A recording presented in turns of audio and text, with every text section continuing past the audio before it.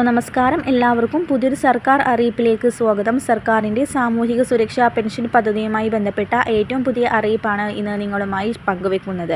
ക്ഷേമ പെൻഷൻ വിതരണം സംസ്ഥാനത്ത് ആരംഭിച്ചു കഴിഞ്ഞു. മെയ് മാസത്തെ പെൻഷനോടൊപ്പം ഒരു ഗഡു പെൻഷൻ കൂടി ചേർത്ത് 3200 രൂപയാണ് 62 ലക്ഷത്തോളം വരുന്ന പെൻഷൻ ഗുണഭോക്താക്കൾക്കും വിതരണം ചെയ്യുന്നത്. മെയ് 24 അതായത് ശനിയാഴ്ച മുതലാണ് പെൻഷൻ വിതരണം സംസ്ഥാനത്ത് ആരംഭിച്ചിരുന്നത്.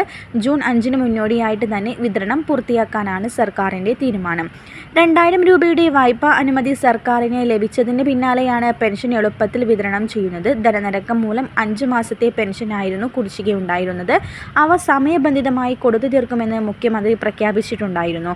അതിൽ 2 ഗഡു കഴിഞ്ഞ സാമ്പത്തിക വർഷത്തിൽ കൊടുത്തു തീർത്തു. ബാക്കിയുള്ള 3 ഗഡുവാണ് ഈ സാമ്പത്തിക വർഷത്തിൽ നൽകുമെന്ന് സർക്കാർ അറിയിച്ചത്. അതിലെ 1 ഗഡുവാണ് ഇപ്പോൾ വിതരണം ചെയ്യാൻ പോകുന്നത്. മെയ് മാസത്തെ പെൻഷനാണ് ഇപ്പോൾ വിതരണം ചെയ്യുന്നത്. ഏപ്രിൽ മാസത്തെ പെൻഷൻ വിഷുവിന് മുന്നോടിയായിട്ട് വിതരണം ചെയ്തിരുന്നു. ജൂൺ 5-ന് മുന്നോടിയായിട്ട് പെൻഷൻ വിതരണം പൂർത്തിയാക്കാനാണ് സർക്കാരിൻ്റെ തീരുമാനം.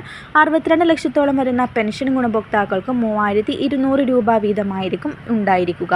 വരും ദിവസങ്ങളിലെ ക്ഷേമ പെൻഷനുമായി ബന്ധപ്പെട്ട അറിയിപ്പും സർക്കാർ സംബന്ധമായ വിശദമായ എല്ലാ അറിയിപ്പും കൃത്യമായി തന്നെ നിങ്ങളിലേക്ക് എത്താൻ ഈ ചാനൽ മറക്കാതെ സബ്സ്ക്രൈബ് ചെയ്യുക.